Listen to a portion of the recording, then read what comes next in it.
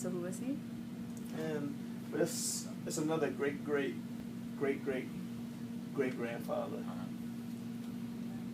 Stem in Canada, but they also, because during the Fugitive Slave Act of 1850, all the free African Americans, it was an exodus to Canada. Yeah. And this is my grandfather, and he was like, I think the second African American to get a degree from MIT, and they went to this, and actually Philip Exeter Academy in Rhode Island. They went to this. It was a prep school. I don't know, like if they had to pass to go there, or did they really know that they? I don't know. Right. But Philip Exeter Academy in Rhode Island is that's no nonsense. Yeah. So I'm like, how did he? Yeah. So that's this is like 1850 something. He was like 16. Really? Whoa. Yeah. And we're not with his father. His father actually went there, and so he was a surgeon in the Spanish-American War, but then he had to practice in D.C. and San Francisco. I'm like, it's like, yeah. So I want to know, like, how did this happen? And with this exodus to Canada, and I've been to Chatham many times, Chatham and Buxton, and Toronto a little bit, but Toronto is where my father's mother was born, which was Mary Madeline Gillespie, and some kind of way they've met.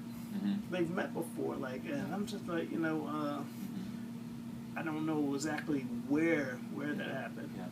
Well, there's one other fellow with the historical studies that's been doing some research, but really he's drawing mostly on census records. He's really good at that. Okay. But that's only going to get you so far. Yeah. And what I'm hoping is that if we can send more of that information to you, you might start to recognize here's, maybe that information's right, maybe it's not, but it starts to connect with something that you or somebody else in the family knows. Yeah. Because I think that after this wedding ceremony, they saw them off to, the wedding party goes to as far as St. Paul. Wow.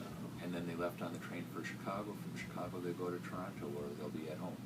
So there was this movement back and forth, and there were a lot of connections up to Canada.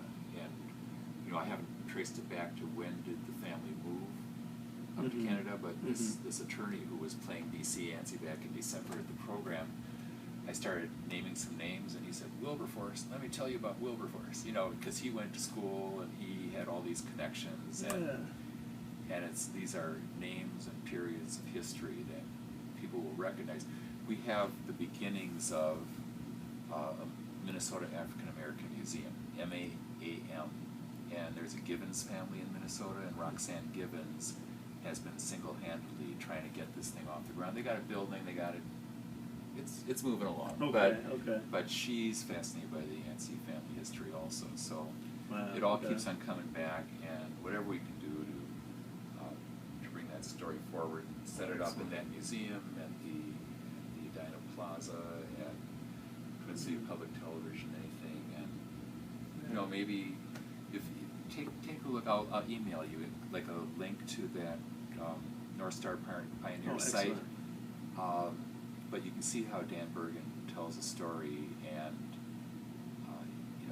he knows enough about the family that he's very, very interested in that being part of it. And take a look. I don't know how he found all the people that are on camera and all the images that he used, but he weaves a story together. And if you can be part of that story, that's great. Yeah, so, I would love to. Yeah.